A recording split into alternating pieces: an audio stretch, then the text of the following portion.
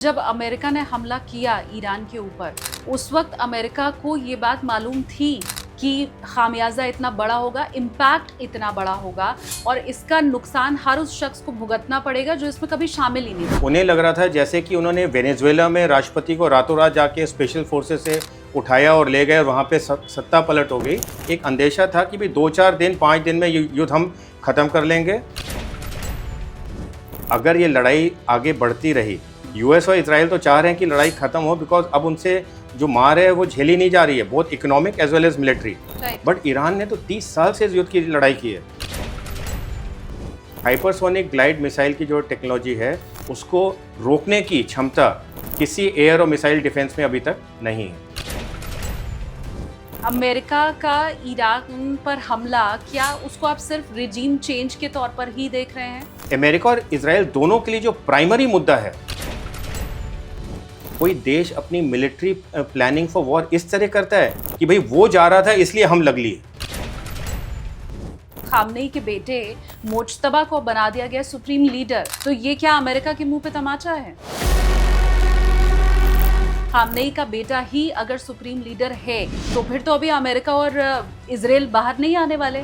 वो अब क्या पहले मोज्तबा को ख़त्म करेंगे, फिर क्या पूरा IRGC ख़त्म कर पाना वो क्या इतना आसान है? इंटेलिजेंस के मामले में उनकी पकड़ बहुत तेज है, तो हो सकता है मुज्तबा को उड़ा दिया जाए।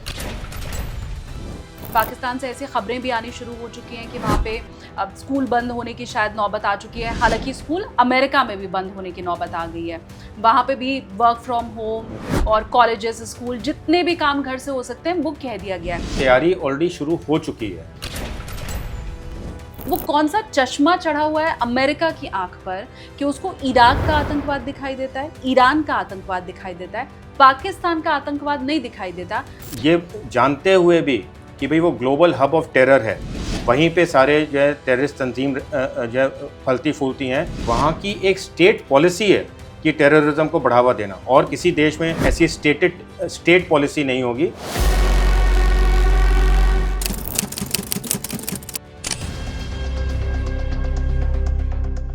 बहुत स्वागत है सर आपका। Thank you Shalini. सर, अभी आज जो बड़ा मुद्दा लेके मैं आई हूँ आपके पास वो है भारत पर इम्पैक्ट इस युद्ध का। हमने बीते दिनों देखा विश्व में अलग अलग जगहों पर बहुत से बड़े युद्ध हुए, खासकर रशिया यूक्रेन युद्ध की हम बात करें, इतना इम्पैक्ट नहीं हुआ। यहाँ तो अभी युद्ध शुरू हुआ है और 10 दिन ही मात्र बीते हैं। तेल का दाम आसमान पर पहुँच रहा है, भविष्य क्या है समझ नहीं आ रहा है। कोलकाता, मुंबई, चेन्नई, बेंगलुरु से खबर आ रही है रेस्टोरेंट बंद हो सकते हैं, हम LPG सिलेंडर अब नहीं ले पाएंगे, ज़्यादा टाइम लगेगा। तो हमारी क्या गलती है, विश्व की क्या गलती है, और हम क्यों इस युद्ध का खामियाजा भुगत रहे हैं? सो इसके लिए मैं शालिनी ये कहूँगा, welcome to the interconnected global world. तो आज की तारीख में दुनिया में कोई भी अगर एक्टिविटी होती है वो आइसोलेटेड नहीं रहती है, और जितना समय आगे बढ़ता जा रहा है हम एक दूसरे से और भी ज़्यादा इंटरकनेक्टेड और इंटरडिपेंडेंट होते जा रहे हैं। और यूक्रेन और रशिया का युद्ध जो है हमारे लिए उतना डायरेक्ट असर इसलिए नहीं पड़ा बिकॉज वो एक यूरोपियन थिएटर में लड़ा जा रहा था। तो अगर आज आप मेरे से एज ए यूरोपियन सिटीज़न बात कर रही होती हैं तो आप कहती हैं कि रशिया यूक्रेन युद्ध से हमारे ऊपर कितना ज़्यादा असर पड़ा है। सो जैसे यूरोप के लिए यूक्रेन और रशिया एक्सटेंडेड नेबरहुड में आता है, उसी प्रकार वेस्ट एशिया हमारा एक्सटेंडेड नेबरहुड है। और उसके ऊपर से जो सबसे बड़ी बात है कि वेस्ट एशिया में जो रिसोर्सेज हैं, क्रूड ऑयल हो गया, नेचुरल गैस हो गया, वो पूरी दुनिया का हब है। 40 से 50% जो पूरी दुनिया का ऑयल है वो वहाँ से निकलता है, 70% नेचुरल गैस वहाँ से निकलती है। तो वहाँ पे अगर किसी भी तरह का मुद्दा होता है, उठता है, तो उसका असर तो होगा ही। और इस बार हमें क्यों ज़्यादा नज़र आ रहा है, क्योंकि अगर आपको याद हो पिछले साल जून में भी ईरान और इजराइल के बीच में लड़ाई हुई थी, वो तो 12 दिन चली थी। बट उस बार हमें क्यों नहीं असर उसका महसूस हुआ? क्योंकि इस बार जो एक बहुत बड़ा इम्पॉर्टेंट चोक पॉइंट है sea lanes of communication, strait of Hormuz, वो बंद हो गया है। स्ट्रेट ऑफ हॉर्मुज़ बंद होने से जो पूरी दुनिया में ऑयल और गैस की सप्लाई जाती हैं टैंकर शिप्स के द्वारा, वो रेस्ट्रिक्ट हो गई हैं। और उसके रेस्ट्रिक्ट होते ही सब जगह जो आप कह रही हैं जैसे त्राही मच रही है, वैसे त्राही मचनी शुरू हुई है। LPG के रेट हिंदुस्तान में ₹60 डोमेस्टिक सिलेंडर के बढ़ गए हैं। कमर्शियल सिलेंडर मैंने जो सुना है न्यूज़ में वो ये है कि सरकार ने ऑर्डर दिए कि देना ही बंद हो जाएंगे या कम हो जाएंगे। तो उसकी वजह से रिजल्टेंट क्या हो रहा है, जो आपने अभी कहा कि भाई होटल्स वाले कह रहे हैं कि अब हम जो रेस्टोरेंट्स हैं वो नहीं चला पाएंगे बिकॉज कमर्शियल सिलेंडर हमें नहीं मिल रहे हैं। हाँ। तो ये सारी चीज़ें एक बहुत ही गहन मुद्दे में इंटरकनेक्टेड हैं और जिसका असर वो हमारे ऊपर दिख रहा है। जब अमेरिका ने हमला किया ईरान के ऊपर, उस वक्त अमेरिका को ये बात मालूम थी कि खामियाजा इतना बड़ा होगा, इम्पैक्ट इतना बड़ा होगा और इसका नुकसान हर उस शख्स को भुगतना पड़ेगा जो इसमें कभी शामिल ही नहीं था? अमेरिका जानता था, कैलकुलेट किया होगा? अमेरिका एक अपनी फैंसीफुल दुनिया में था। उन्हें लग रहा था जैसे कि उन्होंने वेनेजुएला में राष्ट्रपति को रातों रात जाके स्पेशल फोर्सेस से उठाया और ले गए और वहाँ पे सत्ता पलट हो गई। उन्हें लगा था, और जैसा कि ट्रंप ने आज कहा कि भाई मेरे advisers Jared Kushner, Steve Witkoff, Marco Rubio ने मुझे बताया था कि हम आसानी से इसको कर पाएँ। तो उनके हिसाब से जो एक अंदेशा था कि भाई 2-4 दिन 5 दिन में युद्ध हम ख़त्म कर लेंगे। जितने भी टारगेटेड असैसिनेशंस हैं, चाहे सुप्रीम लीडर के हैं, चाहे IRGC कमांडर के हैं, मिनिस्टर ऑफ डिफेंस को उन्होंने उड़ाया, मिलिट्री इंटेलिजेंस के चीफ को उड़ाया, करीब 40 से 48 उन्होंने टॉप कमांडर्स को उड़ाया और सबसे इम्पोर्टेंट उन्होंने सुप्रीम लीडर को असैसिनेट कर दिया। तो उनका जो अंदाज़ा था वो ये था कि भाई अगर हम सुप्रीम लीडर को हटा देते हैं तो लोग सड़कों पे आ जाएंगे और जो 40-45 साल से जो अयतुल्ला खमेनी ने उनको एक ऑप्रेस कर रखा था, दबा रखा था, वो एक तरह से ख़त्म हो जाएगा और लोग सड़क पे आ जाएंगे और रजीम को अपने आप कोलैप्स होना पड़ेगा। जो कि इजिप्ट में अगर आपको याद हो 2011 में हुआ था, जब मुबारक के अगेंस्ट लोग सड़क पे आ गए थे और मुबारक के रजीम को वो ख़त्म कर दिया था। तो ये एक बहुत ही फैंसीफुल सपना उनको विजन दिखाया गया था कि भाई ये 4-5 दिन की लड़ाई है, और उसमें 2 चीज़ें बिल्कुल नहीं थीं। एक कि ईरान के पास इतनी कैपेबिलिटी होगी कि वो पूरे के पूरे खाड़ी देशों के ऊपर US बेसिस को टारगेट करके बर्बाद कर सके, प्लस इज़राइल और US के ऊपर इतनी ज़्यादा चोट पहुंचा सके, इसके बावजूद कि उसके ऊपर लगातार एरियल और मिसाइल स्ट्राइक हो रहे थे। और दूसरी चीज़ आज तक जो नहीं हुआ था वो आज इस बार हुआ कि स्ट्रेट ऑफ हॉर्मुज़ ईरान हमेशा धमकी देता था। 2019 में भी उसने धमकी दी थी जब US के साथ उसकी लड़ाई ट्रंप 1.0 में ऑलमोस्ट होने वाली थी कि हम स्ट्रेट ऑफ हॉर्मुज़ बंद कर देंगे, बट पहली बार उन्होंने इस धमकी को ज़मीन पे उतारा और उसका आपने असर देख लिया है कि पूरा का पूरा विश्व एक बिल्कुल ना स्टैंड स्टिल पे आ गया, बिकॉज उन्हें समझ ही नहीं आ रहा कि अब इस समस्या का समाधान कैसे होगा। बिकॉज ऑयल और गैस निकालने का सिर्फ वो 30 से 31 किलोमीटर चौड़ी जो स्ट्रेट ऑफ हॉर्मुज़ है वही है, और उसके अलावा कोई ऐसा वाइबल ऑप्शन नहीं है कि उसके बंद होने के बावजूद दुनिया बिल्कुल सामान्य रूप से चल सके। तो भारत को अभी आगे आप और कितना नुकसान होते हुए देख रहे हैं, क्योंकि ये तो शुरुआत भर है। मैं जहाँ तक समझ पा रही हूँ ईरान की ये भरसक कोशिश रहने वाली है कि युद्ध और लंबा खींचा जाए, तो फिर तो उसके बाद महंगाई का बढ़ जाना, क्योंकि जैसे ये तो सारा कुछ तो पेट्रोल और डीजल से ही जुड़ा हुआ है ही, क्रूड ऑयल महंगा मतलब सब महंगा, अर्थव्यवस्था के लिहाज से भी और बाकी चीज़ों के लिहाज से भी आप भारत को कितना नुकसान होते देख रहे हैं? आप ये देखिए, भारत को नुकसान बहुत ही ज़्यादा मुद्दों से होने वाला है। कल मैंने इसके बारे में लिखा भी था अपने एक ओपिनियन पीस में। हम तकरीबन 2 बिलियन बैरल्स ऑयल इंपोर्ट करते हैं हर साल, 1.2 से 2 बिलियन बैरल, यानी $1 भी अगर ऑयल का रेट बढ़ता है तो हमारे एनुअल बजट पे $2 बिलियन की मार आ जाती है। जिस दिन लड़ाई छिड़ी उस दिन ऑयल का रेट था $71 से $72 पर बैरल। आज की तारीख में, आज क्योंकि G7 ने कुछ अनाउंसमेंट किया था कि हम स्ट्रेटेजिक ऑयल रिजर्व्स को रिलीज़ करेंगे, तो थोड़ा जो ऑयल का रेट है वो वापस आ गया। मेरे ख्याल से $94 पे ख़त्म हुआ है, बट परसों या कल $105 के आसपास भी पहुंच गया था। अगर हम उसको $100 पे भी मानते हैं, यानी $30 पर बैरल आपका ऑयल का रेट बढ़ गया, यानी इंडिया के ऊपर कितना $30 बिलियन का झटका आएगा। यानी हमारा जो डिफेंस बजट है, पूरा defence budget capital plus revenue जो 80 से 85 बिलियन डॉलर है, उसका तकरीबन हाफ आपका सिर्फ इस ऑयल के रेट से फ़र्क पड़ जाता है। प्लस आपका रुपी डिवैल्यू और हो जाएगा, महंगाई बढ़ेगी, डॉलर के बदले आपके रुपये की वैल्यू ख़त्म होती जाएगी। प्लस एक और मुद्दा है जो इकोनॉमी में कहते हैं करंट अकाउंट डेफिसिट, यानी करंट अकाउंट डेफिसिट जो है वो एक हमारे ऊपर लाइबिलिटी है जो कि सरकार को पे करनी पड़ती है, और सरकार हमेशा चाहती है कि करंट अकाउंट डेफिसिट कम से कम होता जाए।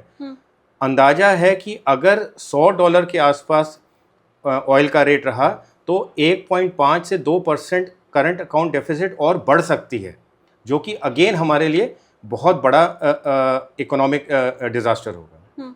सो सभी प्रकार से आज जो है आप कह रही हो 60 लीटर एलपीजी का रेट बढ़ा है, सरकार ने एश्योरेंस दी है कि पेट्रोल और डीजल के रेट नहीं बढ़ेंगे, बट कब तक? अगर ये लड़ाई आगे बढ़ती रही, यूएस और इजराइल तो चाह रहे हैं कि लड़ाई खत्म हो, बिकॉज अब उनसे जो मार है वो झेली नहीं जा रही है, both economic as well as military. But Iran ने तो 30 साल से इस युद्ध की लड़ाई की है, उसके पास बैलिस्टिक मिसाइल की कोई संख्या आप गिन नहीं सकते। जो टेक्नोलॉजी ईरान के पास है बैलिस्टिक मिसाइल की, वो अभी देख के लोग दंग हो रहे हैं कि ऐसे कैसे है कि उन्होंने इस टेक्नोलॉजी को डेवलप कर लिया। जो हाइपरसोनिक ग्लाइड मिसाइल की जो उनका टेक्नोलॉजी है वो मुश्किल से दुनिया में 4 या 5 देशों के पास है। और सबसे मज़ेदार बात है कि हाइपरसोनिक ग्लाइड मिसाइल की जो टेक्नोलॉजी है उसको रोकने की क्षमता किसी एयर और मिसाइल डिफेंस में अभी तक नहीं है।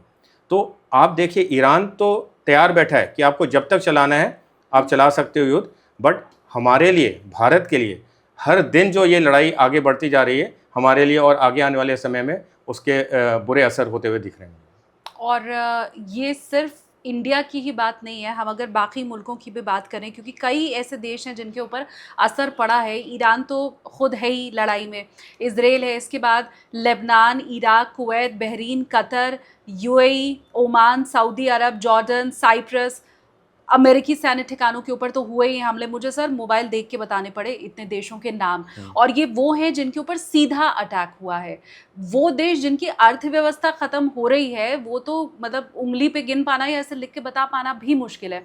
अब ये सारे देश जिनका मैंने नाम लिया, या भारत जिसकी अर्थव्यवस्था खराब हो रही है, हम में से क्या किसी के अंदर इतनी हिम्मत है कि हम बोल सकें कि तुम अपनी लड़ाई आपस में निपटाओ और तुम उसका खामियाजा भुगतो? तुम्हारे नागरिक अगर मरते हैं, तुम्हारी अर्थव्यवस्था अगर खराब होती है, हमारा उससे कोई लेना देना है नहीं, हमारे ऊपर इम्पैक्ट नहीं पड़ना चाहिए।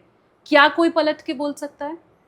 मुझे नहीं लगता कि आज की तारीख में जिस तरह से अमेरिका ने डोनाल्ड ट्रंप 2.0 के अंडर एक कहते हैं ना रूल्स बेस्ड ऑर्डर की धज्जियां उड़ाई हैं, कि जो भी आपका एक स्टैब्लिश ऑर्डर था, चाहे यूनाइटेड नेशन हो गया, WTO हो गया, आपके रूल्स ऑफ इंगेजमेंट हो गए, इंटरनेशनल मल्टीलेटरल फोरम्स हो गए, सबको उसने नकार दिया है। उसने बोला है अभी मेरे को क्लाइमेट ट्रांजिशन गोल्स में कोई विश्वास नहीं है, मैं पेरिस समिट से हट रहा हूँ। उसने बोला है भाई यूनाइटेड नेशन इनफेक्टिव है, मेरे को उससे कोई लेना देना नहीं है। वेनेजुएला के प्रेसिडेंट को उठा के वो एक किसी भी सोवरेन देश के प्रेसिडेंट को आप चोर उचक्के तेरे उठा के आप ले आ सकते हो। तो आज की तारीख में शालिनी जो है वो है माइट इज़ राइट, दादागिरी, ये है बिल्कुल शब्द जो कि आप यूज़ कर सकते हो। जो दुख की बात ये है कि जो देश जिनके आपने नाम बताए और उसके अलावा भी बड़े बड़े देश हैं, चाहे रशिया हो गया, चाइना हो गया, कोई भी डायरेक्टली ट्रंप को कन्फ्रंट नहीं कर रहा है। अगर आपने खबर में देखा होगा, स्पेन के प्राइम मिनिस्टर ने, यूके के प्राइम मिनिस्टर ने और एक और यूरोपियन देश के प्राइम मिनिस्टर ने आज हाँ मैक्सिको के प्राइम मिनिस्टर ने भी ये दिया कि भाई हम इसको जो है बिल्कुल निंदा करते हैं जो यूएस और इजराइल ने अटैक किया है ईरान के ऊपर, बट डायरेक्टली उसको कोई कहते हैं ना कन्फ्रंट करने वाला नहीं है। रशिया और चाइना से आप उम्मीद कर सकते हो कि भाई मेजर ग्लोबल प्लेयर्स हैं, मेजर मिलिट्री पावर्स हैं और वो करेंगे, बट वो नहीं कर रहे हैं। और कमाल की बात आप ये देखिए कि जो आपने 12 देश अभी मोबाइल देख के गिने, उन सब के ऊपर टारगेटिंग कौन कर रहा है? सिर्फ एक अकेला ईरान। राइट। सो जो अमेरिका जो कि दुनिया की सबसे माइटीएस्ट मिलिट्री है, जिसके पास दुनिया के सबसे मॉडर्न टेक्नोलॉजी हैं, सबसे लीथल वेपन प्लेटफॉर्म्स हैं, वो अपने बेसिस को, अपने लोगों को बचा नहीं पा रहा है। उन्होंने अपने मिलिट्री बेसिस को इवैक्यूएट करके जो सोल्जर्स को होटल में भेजा, ईरान ने वो भी इंटेलिजेंस निकाल के होटल्स को टारगेट कर दिया, वहाँ पे भी उनकी मार पहुँच गई है। और सबसे ज़्यादा दुख की बात यह है कि खाड़ी देश जो कि 1980-81 से अमेरिका की सिक्योरिटी गारंटीज़ के भरोसे बैठे हैं, उन्होंने अमेरिका को अपनी ज़मीन दी ताकि वो अपने मिलिट्री बेसिस और नेवल बेसिस लगा सके। हज़ारों की तादाद में जो है एरोप्लेन, टैंकर्स, सब तरह की रेडार्स, इतने बड़े बड़े रेडार जिनकी क्षमता 2 से 4-5 हज़ार किलोमीटर तक सर्विलेंस की है, उनको लगाए। और प्लस उन्होंने सिर्फ अमेरिका को खुश करने के लिए कहाँ कहाँ मतलब कितने कितने महंगे वेपन प्लेटफॉर्म खरीदे, चाहे एरोप्लेन्स हो गए, चाहे आपके मिसाइल्स हो गए, वो यूज़ करने के लिए नहीं, वो सिर्फ अमेरिका को खुश करने के लिए।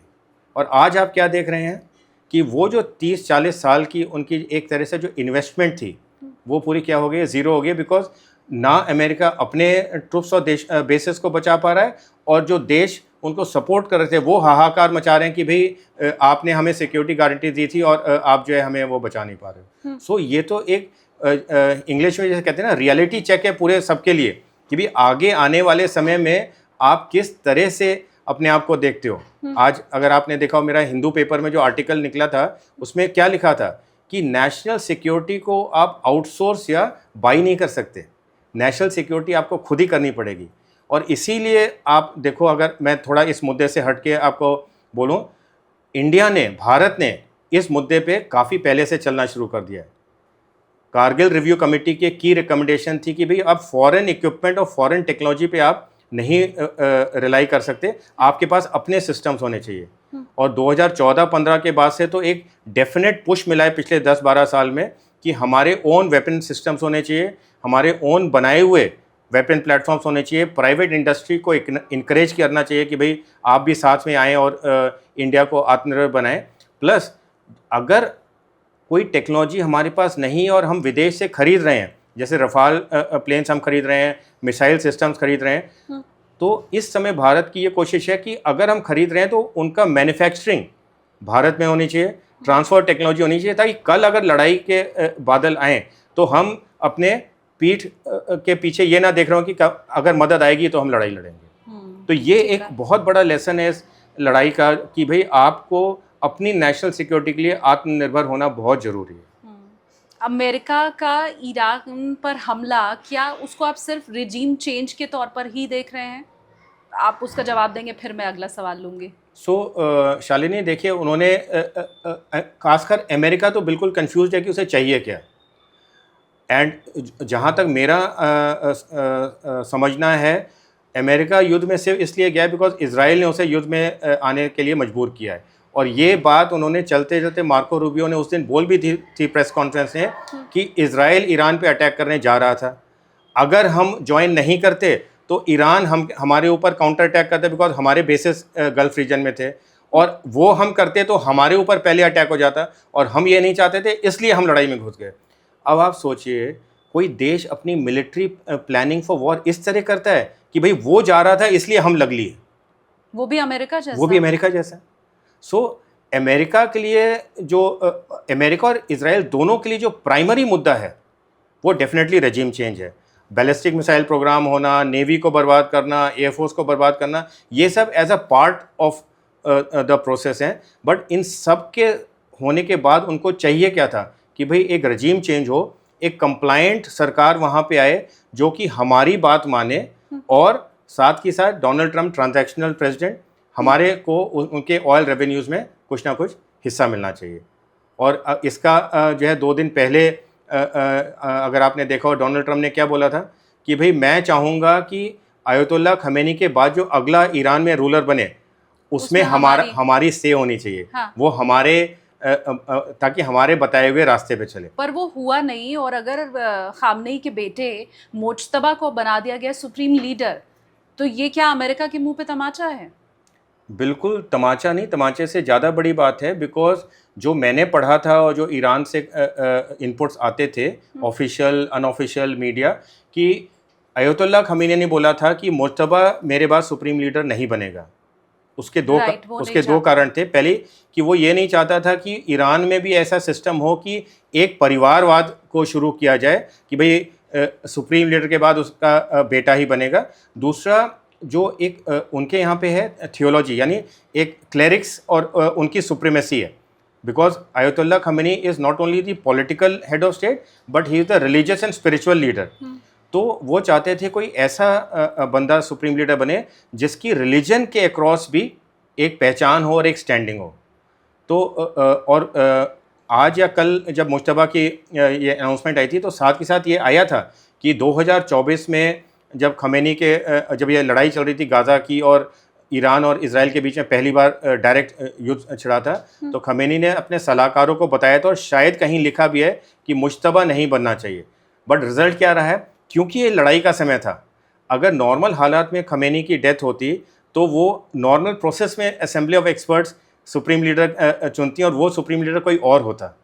बट क्योंकि लड़ाई के समय में आपने सुप्रीम लीडर को हराया और लड़ाई के समय जो इमोशंस होते हैं वो आपके ऊपर लॉजिक के ऊपर कई बार हावी हो जाते हैं। तो आप देखिए अब मुश्तबा बन गया। और अगर आप सोचते हैं कि अयतुल्ला खमेनी की बुलाए मुश्तबा ज़्यादा कंप्लायंट होगा, ज़्यादा मॉडरेट होगा, ज़्यादा अमेरिका और इजराइल की सुनने वाला है, तो आने वाले समय में आप देखिए क्या होने वाला है। नहीं तो फिर अगर रिजीम चेंज हुआ ही नहीं, जो अमेरिका और इजराइल चाहते थे हमला करने के पहले दिन, वो अगर आज 10वें दिन भी नहीं हो पाया, खामनेई का बेटा ही अगर सुप्रीम लीडर है, तो फिर तो अभी अमेरिका और इजराइल बाहर नहीं आने वाले।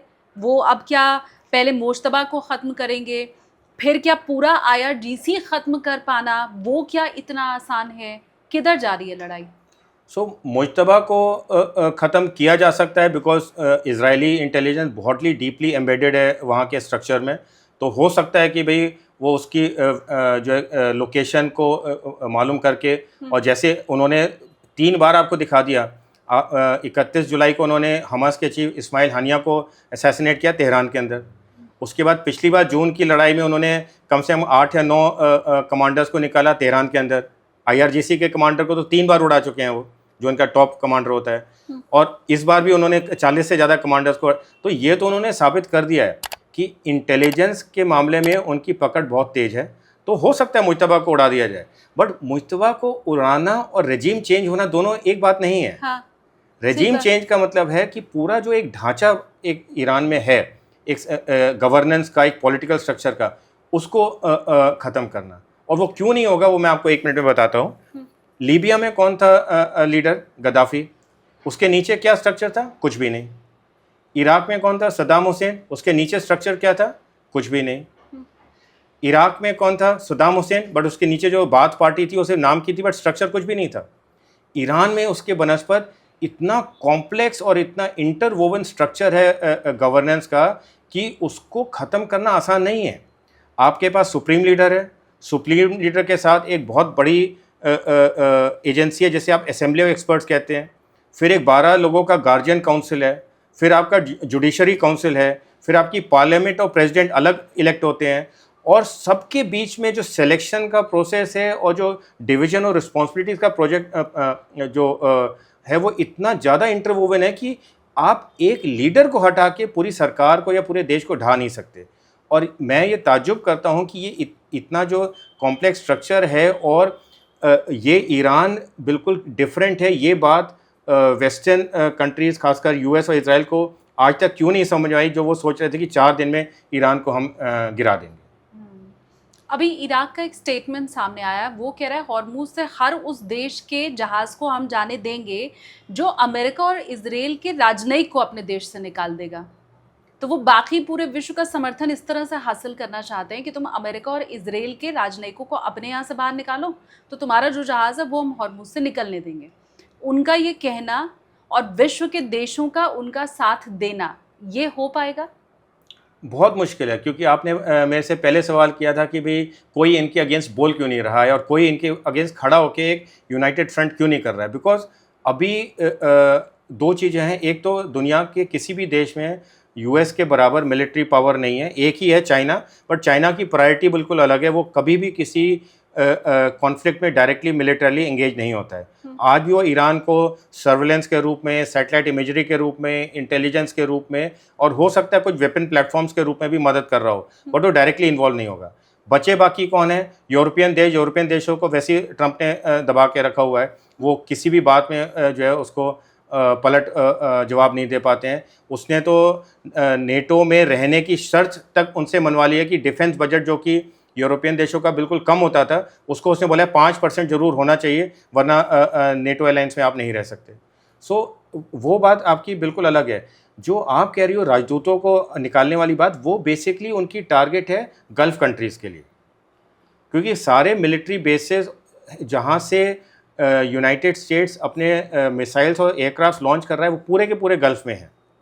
और ईरान ने, अगर आपको याद हो, लड़ाई से पहले भी अनाउंस किया था कि अगर यूएस और इजराइल हम पे अटैक करते हैं तो गल्फ देशों में जहाँ जहाँ यूएस के मिलिट्री बेसिस हैं वो सब हमारे लिए लेजिटिमेट टारगेट्स होंगे।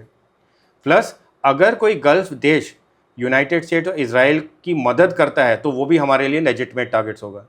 तो ये डायरेक्ट संदेश है गल्फ कंट्रीज़ के लिए बेसिकली। बाकी तो बात की बात है कि भाई आप जो है जिस प्रकार से मजबूर होके या खुशी से समर्थन दे रहे हो यूएस और इजराइल के लिए, उसको आप विड्रॉ कीजिए।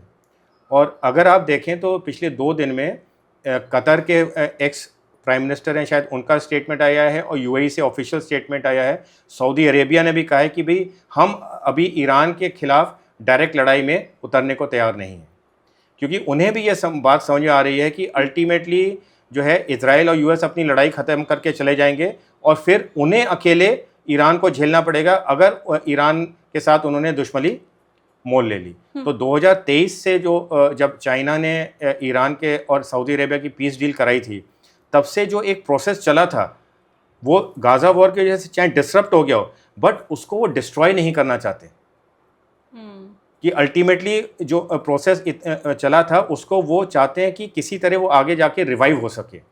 सो अगर ये गल्फ़ के देश, आज मैं कहता हूँ कि यूएस और इजराइल को बिल्कुल क्लियरली मना कर दें कि हमारी एयर स्पेस और लैंड यूज़ नहीं होगी for any attack on Israel, plus आपकी एम्बेसीज़ को हम क्लोज़ कर रहे हैं, तो आप फिज़िकली भी नहीं, फिज़िकली तो छोड़ ही दीजिए, साइकोलॉजिकली कितना नेगेटिव इम्पैक्ट होगा यूएस इजराइल के ऊपर वो आप समझ नहीं सकते।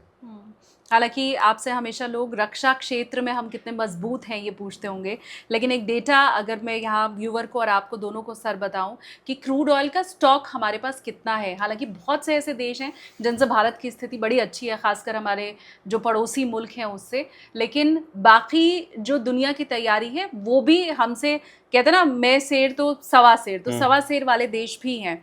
जापान के पास 254 डेज़ का ऑयल स्टॉक है, सिंगापुर के पास 245 डेज़ का है, साउथ कोरिया 210 दिन, चाइना भी 200 दिन के तकरीबन, हालांकि क्लियर डेटा चाइना का नहीं है, 100 से 200 दिन वहाँ के लिए बताया जाता है।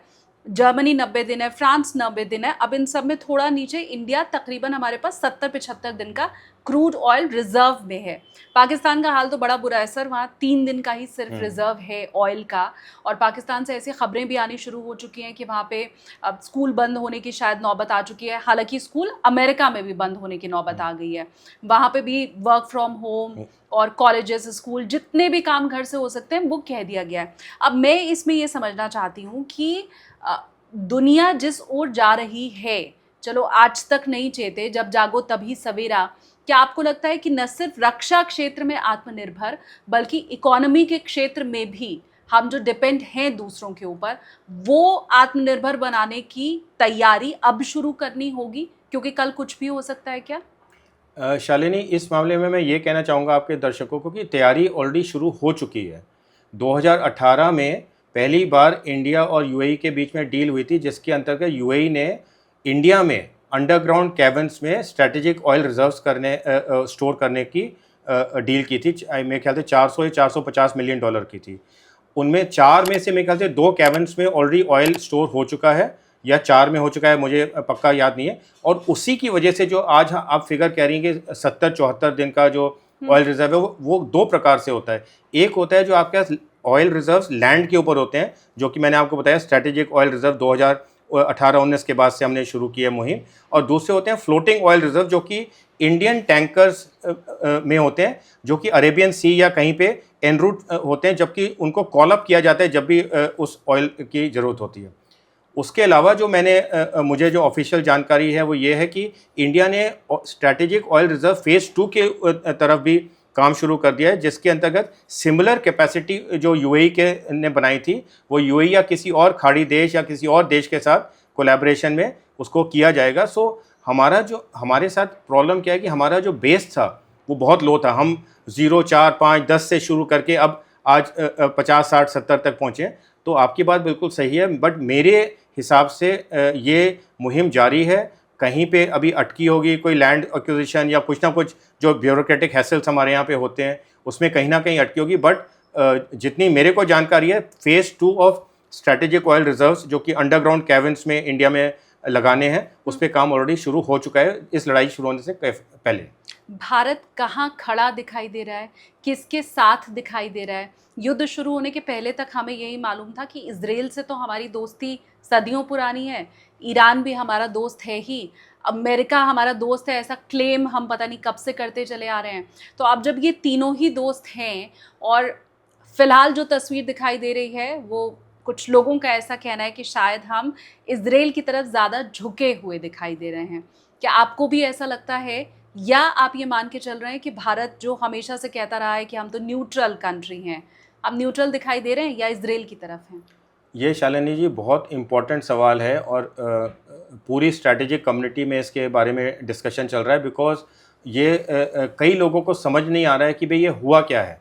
और क्योंकि इंडिया की जो सबसे बड़ी ताकत थी, जो फॉरेन पॉलिसी सक्सेस का जो सबसे बड़ी ताकत थी, वो थी हमारी ability to exercise strategic autonomy.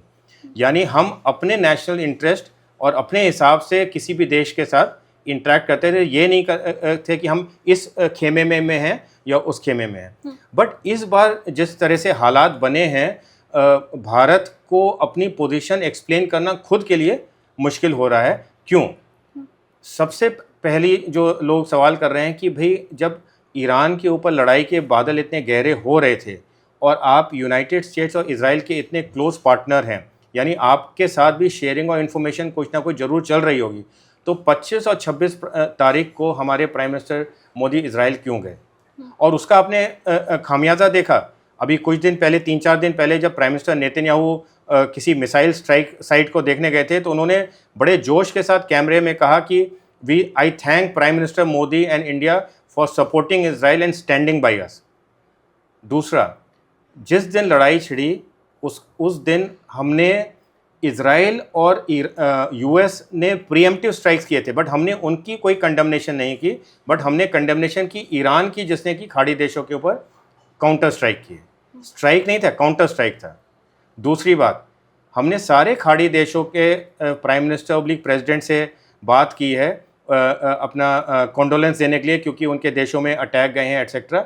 But हमने ईरान के ऊपर इनफैक्ट जो 165 लड़कियां मारी गई स्कूल में, उसके ऊपर भी हमने कोई कंडेमनेशन नहीं दिया है। जबकि अगर आपको याद हो, गाज़ा वॉर में जब भी मास सिविलियन कैजुअलिटीज़ होती थी तो इंडिया स्टैंड लेता था कि भाई लड़ाई में सिविलियन कैजुअलिटीज़ को मिनिमाइज़ करना चाहिए और कोई इस तरह का इंसिडेंट नहीं होना चाहिए। तीसरी बात, सुप्रीम लीडर खमेनी की डेथ हुई, उसको टारगेटेड असैसिनेशन में उड़ाया गया।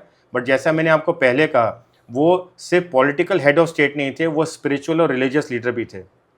चाहे किसी भी कंडीशन में और किसी भी ऑपरेशन में उनको असैसिनेट किया गया, एक normal protocol of condolence message India की तरफ से जाना चाहिए था, वो नहीं गया।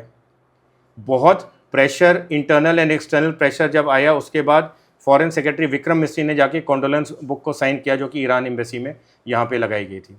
और अभी तक जब ये आपसे बातचीत शुरू हुई, मैंने नहीं देखा है कहीं पे कोई मैसेज। और पता नहीं मुझे बनता है या नहीं बनता है, वो तो सरकारी प्रोटोकॉल को ज़्यादा मालूम होगा, कि जो नए supreme leader head of state appoint हुए हैं, इनके लिए हमने कोई मैसेज भेजा है या नहीं भेजा है। सुनने में तो नहीं आया। सो आप ये देखिए कि जैसा कि एक बहुत सीनियर रिटायर्ड एम्बेसडर में से 2-3 दिन पहले जब मेरी बात हो रही थी, वो कह रहे थे कि पॉलिसी से ज़्यादा परसेप्शन मैटर करता है। और आज की तारीख में परसेप्शन ऐसा बनता जा रहा है कि क्या कारण है ये किसी को नहीं मालूम, बट भारत एक साइड की तरफ झुकता नज़र आ रहा है, जो कि हमारा कभी भी नहीं होता था। हम हमेशा सेंटर में रहते थे और इसीलिए हमारी एबिलिटी होती थी कि हम जब भी कोई लड़ाई छिड़ती थी तो दोनों पार्टियों से इक्वली बात कर पाते थे और उनको एक दूसरे की मुद्दे समझा पाते थे। आज वो मुझे थोड़ा हिलता हुआ दिख रहा है। ऐसी भी खबरें और मीडिया रिपोर्ट्स थी कि शायद ट्रम्प की एप्स्टीन फाइल इजराइल के पास है और इसीलिए वो अमेरिका को राजी कर पाया इराक पर हमला करने के लिए। अभी थोड़ी देर पहले आपने भी कहा कि अमेरिका के साइड से तो ये खुद स्टेटमेंट दिया गया है कि क्योंकि इजराइल कूद ही रहा था तो हमें लगा कि और गड़बड़ हो तो चलो हम भी कूद जाते हैं, जो कि अमेरिका जैसे देश के लिए ये स्टेटमेंट समझ आने वाला नहीं है, परे है। मतलब अमेरिका तो वो देश है ना जो रोकता है कि नहीं जी तुम्हें नहीं जाना है, अच्छा तुम कूद रहे हो तो हम भी कूद जाए, ऐसा देश है नहीं अमेरिका। तो मीडिया रिपोर्ट्स ये कह रही हैं कि शायद ट्रम्प की एप्स्टीन फाइल थी इजराइल के पास। ऐसी कोई बू आती हुई आपको भी लग रही है क्या? शालिनी, ये हो भी सकती है, नहीं भी हो सकती है, ये सब स्पेकुलेशन के दायरे में है।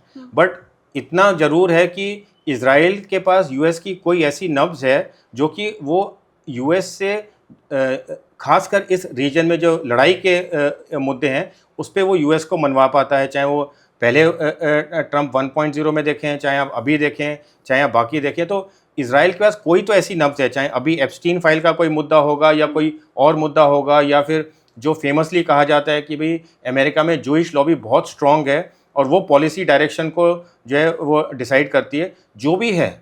बट एंड मुद्दा ये है कि इज़राइल के पास ऐसी कोई यूएस की नब्ज़ है जो दबाता है और यूएस उसकी बात मानता है। अमेरिका का ये कहना है कि हम हर उस देश के ऊपर हमला कर रहे हैं जो कि सो कॉल्ड वो क्लेम करते हैं जो आतंकवाद को बढ़ावा दे रहे हैं। हम सदियों से पाकिस्तान के आतंकवाद का सामना कर रहे हैं और पाकिस्तान जितना भी फला फूला है उसमें बहुत बड़ा हाथ अमेरिका का ही है। अमेरिका जो एड देता है पाकिस्तान को, उसका इस्तेमाल पाकिस्तान की अर्थव्यवस्था बढ़ाने के लिए तो नहीं होता है, आतंकवाद बढ़ाने के लिए ज़रूर होता है। तो वो कौन सा चश्मा चढ़ा हुआ है अमेरिका की आंख पर कि उसको इराक का आतंकवाद दिखाई देता है, ईरान का आतंकवाद दिखाई देता है, पाकिस्तान का आतंकवाद नहीं दिखाई देता, घाटी में जो पाकिस्तान फैला रहा है आतंकवाद वो नहीं दिखाई देता। बिल्कुल सही बात है। और ये बहुत सालों से ये सवाल चल रहा है, ये मुद्दा चल रहा है कि भाई पाकिस्तान में ऐसी क्या चीज़ है जो यूएस उसको कभी भी हमेशा बचाता ही है, और हमेशा जब वो डूब रहा होता है तो उसको तिनके का सहारा देता है। बट ये जानते हुए भी कि भाई वो ग्लोबल हब ऑफ टेरर है, वहीं पे सारे जो है टेररिस्ट तंजीम जो है फलती फूलती हैं। इनफैक्ट वहाँ की एक स्टेट पॉलिसी है कि टेररिज्म को बढ़ावा देना, और किसी देश में इस समय मेरे ख्याल से कोई ऐसी स्टेट पॉलिसी नहीं होगी। तो उसके बावजूद ये कर रहा है। तो मैं सिर्फ उसके लिए यही कह सकता हूँ कि पाकिस्तान हमेशा यूएस के लिए एक स्ट्रेटेजिक हेजिंग के रूप में एक बहुत यूज़फुल देश रहा है। चाहे वो अफ़गानिस्तान की लड़ाई थी तो पाकिस्तान यूज़फुल था। अब आप देख रहे हैं पाकिस्तान यूएस के लिए यूज़फुल इसलिए दिख रहा है बिकॉज वो ईरान के ईस्टर्न बॉर्डर पे बैठा हुआ है। और एक ऑप्शन है जो कि कुछ खबरों में आ रहा है, सच्चे हैं गलत है मुझे मालूम नहीं, कि पाकिस्तान के बेसिस को भी यूएस यूटिलाइज़ कर रहा है ईरान पे अटैक करने के लिए। तो पाकिस्तान की एक यूटिलिटी है, एक न्यूसेंस वैल्यू है जो यूएस के एक स्ट्रैटेजिक एम्बिट में उन्हें बहुत यूज़फुल दिखती है कि भाई इसको उतना ही ऑक्सीजन देते हैं पाकिस्तान को जितना कि वो जिंदा रह सके। बहुत ज़्यादा बढ़ावा भी नहीं देते हैं, बस इतना रखते हैं कि वो फ्लोट करता रहे और डूबे ना। और जहाँ तक हमारे को मालूम है, अनऑफिशियली कह लीजिए या मीडिया के थ्रू कह लीजिए, कि अमेरिका के बहुत सारे न्यूक्लियर एसेट्स भी पाकिस्तान में हैं। और अगर आपको याद हो, जब नूर खान बेस के ऊपर हमारा ब्रह्मोस मिसाइल गिरा था पिछले साल, तो ये बहुत स्पेकुलेशन चल रही थी कि ऐसा धमाका हुआ है या ऐसी तबाही हुई है या एकदम से सीज फायर हुआ है। चांसेस थे कि हमने कोई ऐसी जगह पे हमला किया है जो कि अमेरिका और पाकिस्तान दोनों के लिए बहुत ही सेंसिटिव था। तो कुछ है, बट वो जब पता चलेगा तब पता चलेगा। इंतज़ार हम करेंगे उस दिन का भी। मुझे ये बताइए सर, अब ये पूरी लड़ाई आपको किधर जाती हुई दिखाई दे रही है? कल ही ट्रम्प का स्टेटमेंट आया जिसमें उन्होंने ये कहा कि अब तो हमारा काम हो गया है और बहुत जल्द लड़ाई ख़त्म हो जाएगी। उसके तुरंत बाद ईरान की तरफ से स्टेटमेंट दिया गया कि अब अमेरिका ये तय नहीं करेगा कि लड़ाई कब ख़त्म होगी, अब हम तय करेंगे कि लड़ाई कब ख़त्म होगी। आपको क्या लगता है, उन सब की ताकत देखते हुए, बची हुई रसद देखते हुए, दोनों तरफ के स्टेटमेंट देखते हुए, ट्रम्प की दिमागी हालत देखते हुए, ये लड़ाई कितना चलने वाली है? देखिए शालिनी, मैंने जब ये लड़ाई शुरू हुई थी तो मैंने 7 मार्च का मार्कर दिया था एज अ की इन्फ्लेक्शन पॉइंट, कि अगर 7 दिन में ईरान घुटने पे नहीं आता है, उसका रजीम कोलैप्स नहीं करता है, तो ये लड़ाई धीरे धीरे ईरान के फेवर में कन्वर्ट होना शुरू हो जाएगी। बिकॉज जो एक मिलिट्री या कॉम्बैट स्टेमिना होता है वो इज़राइल और यूएस में उतना नहीं था शुरू से ही कि वो इतनी लंबी लड़ाई लड़ पाएंगे। अब अगर हम उसमें मिसाइल के नंबर्स और मैथ्स की बात करें, वो पूरे मीडिया में, पेपर में, सोशल मीडिया में, सभी जगह सभी को मालूम है कि पैट्रियट मिसाइल्स की जो तादाद है वो लगातार उनकी ख़त्म होती जा रही है। उनके थर्ड सिस्टम के जो मिसाइल्स हैं वो ख़त्म होते जा रहे हैं। उनके जो 5 के मेन रेडार थे वो उनको उड़ा दिए। तो एक कॉम्बैट स्टेमिना जो कहते हैं हमारी फ़ौजी भाषा में, वो उनका हमेशा लिमिटेड था कि इस विंडो में अगर हमने अपना ऑब्जेक्टिव अचीव कर लिया तो ठीक है, वरना फिर मुश्किल है। और ये कई रिपोर्ट्स में आया है, अमेरिकन मीडिया में भी, कि पेंटागन ने पहले ही आगाह किया था कि हमारे पास जो रिसोर्सेज हैं वो इतने ही हैं कि हम लंबी लड़ाई नहीं लड़ पाएंगे। जहाँ तक ईरान का सवाल है, पहले ईरान 2-3 दिन पहले जो है खबरें आ रही थी कि भाई अगर हमारे शर्तों पे सीज़ फायर होगा तो हम उसको मंजूर करेंगे, हम कभी भी लड़ाई में नहीं आना चाहते थे, तो अगर अमेरिका या इजराइल बात करेंगे तो हम आएंगे। बट अभी एकदम से चेंज क्यों हुआ है? क्योंकि अभी तक आपकी जो लीडरशिप थी वो एक इंटरिम काउंसिल के अंडर थी, जिसमें प्रेसिडेंट था, गार्जियन काउंसिल का एक बंदा था और हेड ऑफ जुडिशरी था। अब तो सुप्रीम लीडर आपको मिल गया है ना।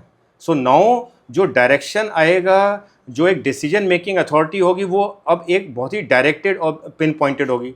दूसरा, जितनी भी हमें इनपुट्स मालूम है, मुश्तबा का IRGC के साथ बहुत घना क्लोज रिलेशनशिप है।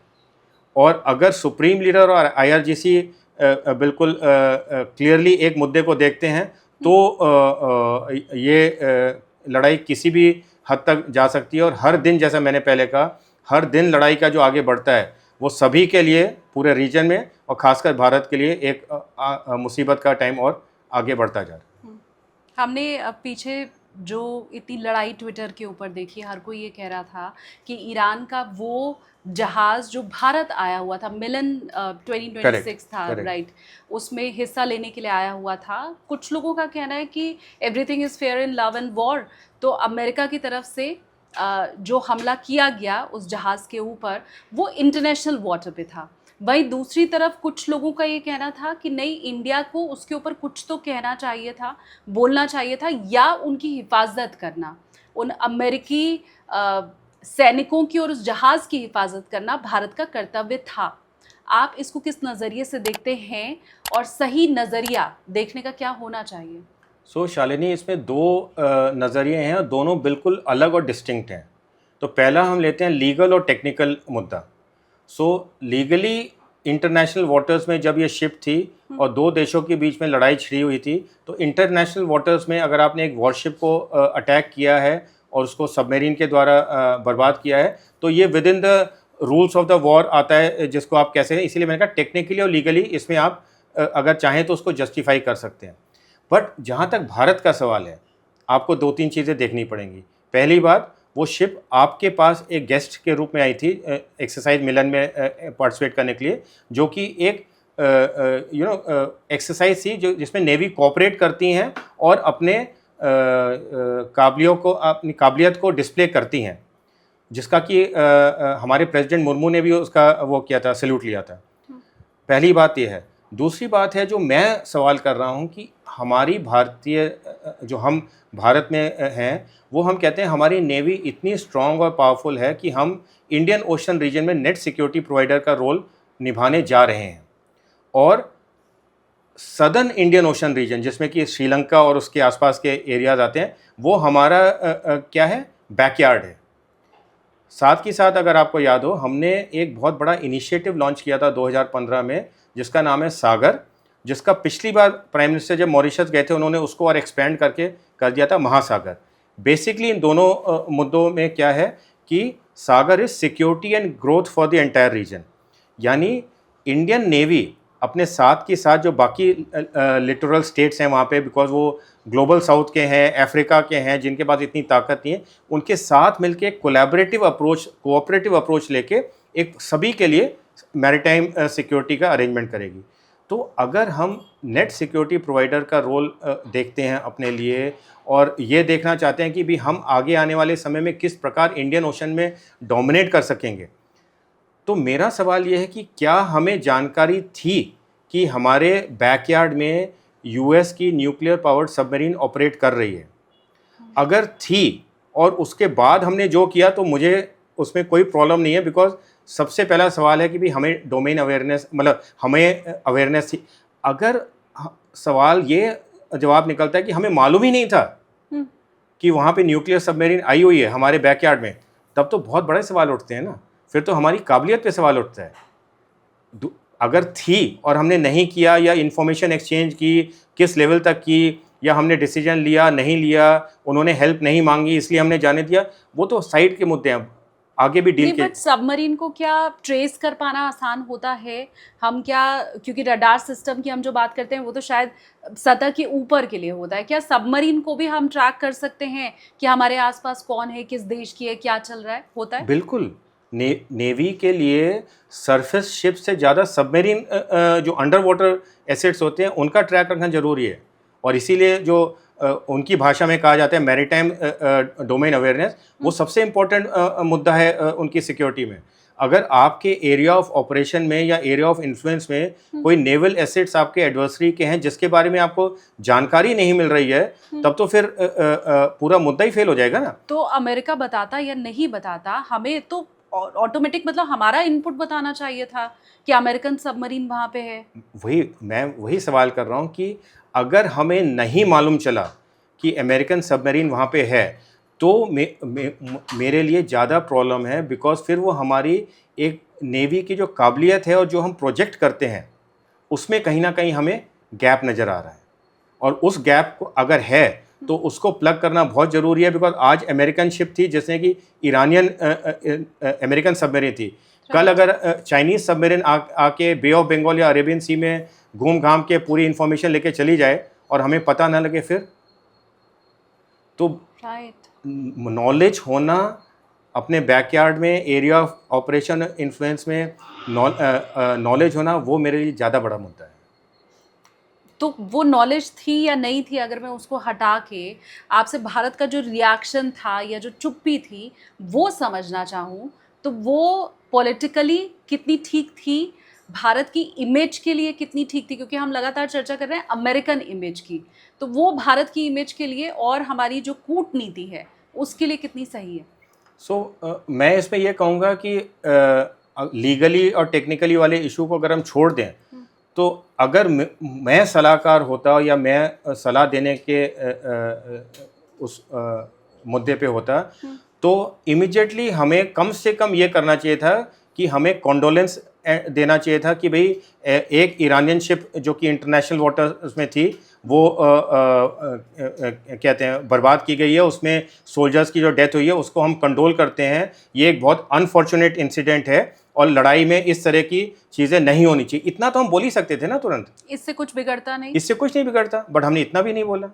अभी तक आपने कोई स्टेटमेंट देखा है जिसमें हमने सेलर्स जो मरे हैं उनका कॉन्डोलेंस किया है?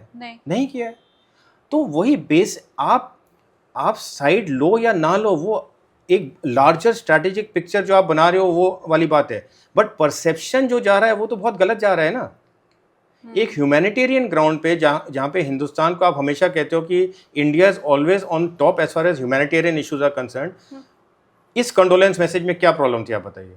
कि in an unfortunate incident Iranian ship was sunk in the international waters and so many sailors have lost their life. We condole the death of these sailors and such unfortunate incidents may be avoided towards the larger goal of peace and dialogue. Right. अब इसमें आप बताइए, इसमें ये तो neutral है ना, but कम से कम आपकी वो जाती कि यार हाँ we are sensitive to what is happening in our neighbourhood. और ये भी, और जैसा आपने इसके पहले कहा कि 165 बच्चियां जब मरती हैं हमने नहीं दिया, उनके लिए भी हमने कोई सांत्वना संदेश नहीं भेजा। मुझे समझ नहीं आ रहा कि भाई हमारे यहाँ पे हो क्या रहा है इस समय, बिकॉज 2025 तक मैंने इसके बारे में लिखा था कि 2025 में जिस तरह से हमने एक स्ट्रैटेजिक रिजॉल्व दिखाया हर मुद्दे के ऊपर, यूएस हमें परेशान करता रहा टैरिफ लगा लगा के, प्रेशर डालता रहा कि रशियन ऑयल आप बंद कीजिए, हर तरह की उसने प्रेशर टैक्टिक्स लगी, बट हम झुके नहीं। हम त्यानजिन में जाके जो है एससीओ समिट में चाइनीज़ प्रेसिडेंट से भी मिले, रशियन प्रेसिडेंट से भी मिले।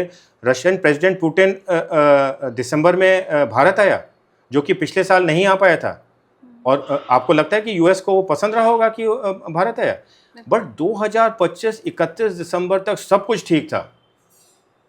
ये कैलेंडर बदलते ही हमारी फॉरेन पॉलिसी को क्या हुआ है मुझे अभी भी नहीं समझ आ रहा कि जनवरी फरवरी में आते ही हमने रशियन ऑयल लेने के लिए मना कर दिया, सडनली हमने इंटरिम ट्रेड डील ट्रंप के साथ साइन करने की अनाउंसमेंट कर दी, हमने छाबार पोर्ट से जो है अपना पूरे के पूरे स्टेक्स विड्रॉ करने की घोषणा कर दी। मतलब सडनली एक महीने में क्या हो गया कि सब कुछ टॉपसी टर्वी हो गया। चाबार पोर्ट का अभी क्या आपके पास क्या अपडेट है, क्या चल रहा है वहाँ पर, भविष्य क्या है? भविष्य तो मुझे नहीं कोई ऐसा लग रहा है as far as India is concern. अब इस लड़ाई के बाद तो और भी ज़्यादा मुश्किल हो जाएगा, बट अप्रैल तक यूनाइटेड स्टेट्स ने हमें मुद्दत वो सैंक्शन वेवर दिया था कि 26 या 25 अप्रैल तक हम छाबार से अपने जो भी काम हैं वो ख़त्म करके विड्रॉ कर सकते हैं। और जैसा अभी आपने देखा होगा कुछ दिन पहले कि उन्होंने हमें परमिशन दी है कि 30 दिन तक हम रशियन ऑयल खरीद सकते, यानी अब भारत को यूएस की परमिशन लेनी पड़ती है कि रशिया से ऑयल खरीदा जा सके। तो उसी प्रकार यूएस ने हमें परमिशन दी थी कि हम अप्रैल तक छाबार पोर्ट से अपने जो भी एसेट्स और वो हैं कर लें, कंप्लीट कर लें। और भारत ने मेरे ख्याल से एंड जनवरी तक ही $120 मिलियन का जो उनका पे आउट था वो कर दिया था, तो सारे के सारे लोग वहाँ से विड्रॉ कर लिए। बट ऑफिशियली भारत सरकार अभी भी ये कह रही है कि हम लगातार बातचीत में लगे हुए हैं कि अप्रैल से पहले इस मुद्दे का कोई ना कोई समाधान निकल जाए। ये क्या इसके पीछे एक वजह ये भी हो सकती है कि पिछली बार जब हमने ऑप सिंदूर के टाइम देखा कि पूरे विश्व में इजराइल ही एकमात्र ऐसा देश था जो भारत का साथ दे रहा था, तो अब क्या हम उसके उस कर्ज तले इतना दबे हुए हैं कि अब जब मौका मिल रहा है तो हमें लग रहा है कि लाओ भाई, हम तो वैसे ही दबे हुए हैं उनके एहसान तले कि उन्होंने हमारा बड़ा साथ दिया था ऑप सिंदूर के टाइम, तो अब जब मौका आया है तो लाओ हम भी कुछ नहीं बोलते हैं, या हम कम से कम ऐसी प्रवृत्ति बना लेते हैं कि दिखाई दे हम इजराइल के साथ हैं। संभव है क्या ये? हो सकता है, मुझे नहीं मालूम, क्योंकि क्या सोच पीछे चल रही है इसके बारे में तो मैं और आप सिर्फ स्पेकुलेट कर सकते हैं। बट मैंने आपको वो बताया जो दिख रहा है सामने, और जो दिख रहा है सामने वो एक बहुत गलत पिक्चर दिखा रहा है। और आई होप कि जो पिक्चर वो दिखा रहा है वो सही ना हो, और एक्चुअली भारत की जो फॉरेन पॉलिसी है वो अभी भी क्लियरली स्ट्रेटेजिक ऑटोनॉमी पे फाउंडेड है। Thank you so much sir, क्योंकि आज का जो पॉडकास्ट था वो स्पेशली हमने इंडिया सेंट्रिक रखा है। बाकी मुल्कों पर क्या असर पड़ेगा, उम्मीद मैं करती हूँ कि इससे बाकी लोगों को भी थोड़ी क्लैरिटी हुई होगी। अब तक मैंने जितने भी पॉडकास्ट किए हैं सर, उसमें हमने ढूंढने की, समझने की कोशिश की है कि ये हुआ क्या, या अमेरिका किस ओर जा रहा है, भारत पर कितना इम्पैक्ट पड़ेगा, ये बहुत क्लियरली आपने समझाया भी। हमारी जो पॉलिसीज़ हैं, जो कूटनीति है, उनके ऊपर भी डिटेल में आपसे चर्चा हुई। Thank you so much sir. Thank you Shalini, always a pleasure.